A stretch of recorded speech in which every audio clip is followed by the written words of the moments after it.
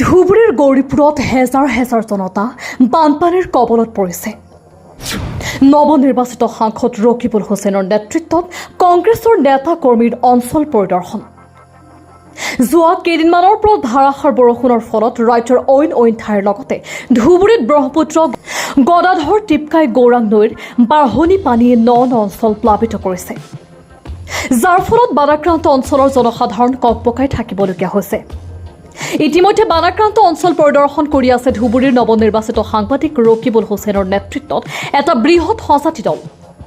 দলটোত আছে গোলকগঞ্জৰ বিধায়ক সোহান আলী চৰকাৰ, জিলা কংগ্ৰেছৰ সভাপতি আবেদুৰ ৰহমান জামান, কংগ্ৰেছ নেতা শামছুল ইছলাম, কংগ্ৰেছ নেতা অমৃত বাদশ্বাহ, আহাৰিকান্দি গাঁও পঞ্চায়তৰ প্ৰাক্তন সভাপতি আবু বকৰ ছিদ্দিক আদিকে ধৰি বিভিন্ন নেতা কৰ্মীসকল। জিলা প্ৰশাসনৰ লগত সাংসদ ৰকিবুল হুছেইনে বানাক্ৰান্ত জনতাৰ বাবে বিভিন্ন সহায় সহযোগিতা আগবঢ়াবলৈ যোগাযোগ অব্যাহত ৰাখিছে বুলি বিশেষ সূত্ৰে জানিব পৰা গৈছে। আনহাতে সাংসদজনে লোকসভা সমষ্টিটোৰ অহাকালিৰ পৰা বিভিন্ন বিধানসভা সমষ্টিৰ বান প্লাবিত অঞ্চল পৰিদৰ্শন কৰিব বুলি দলীয় সূত্ৰে জানিব পৰা গৈছে।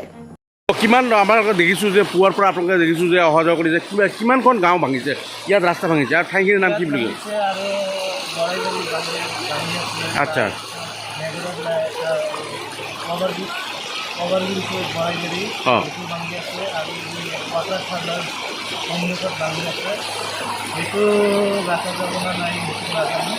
আপোনালোকে চাব যে স্কুলৰ ল'ৰা ছোৱালীবিলাক যে অহা যোৱা কৰি অসুবিধা হৈছেনে তেওঁলোকৰ?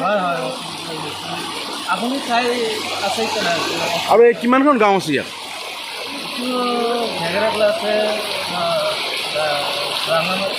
চাৰি পাঁচখন গাঁও আছে। জনপ্ৰতিনিধি বা পঞ্চায়ত প্ৰতিনিধি আহিছেনে ইয়াত?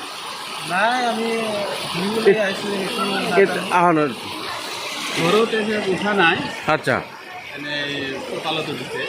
আৰু ৰাস্তাটোৰ অৱস্থা কেনেকুৱা? আপোনালোকে অহা যোৱা কৰিলে কেনেকুৱা অসুবিধা হয়? আপোনালোকে চাব যে আমাৰ ল'ৰা ভাই ভণ্টিসকলে স্কুলত গৈছে, বহুত অসুবিধা হৈছে।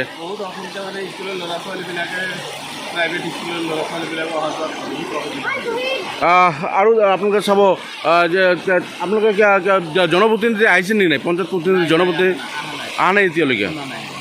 আৰু যে পশুধন কোনটো কেনেকুৱা? এই ঠাইখিনিৰ নাম কি বুলি কয়?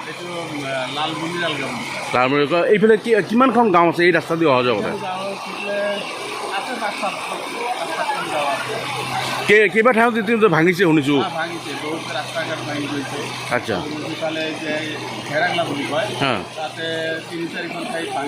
আচ্ছা। ধুবুৰীৰ পৰা তাপস চৰকাৰৰ ৰিপৰ্ট, সুহানা লাইভ।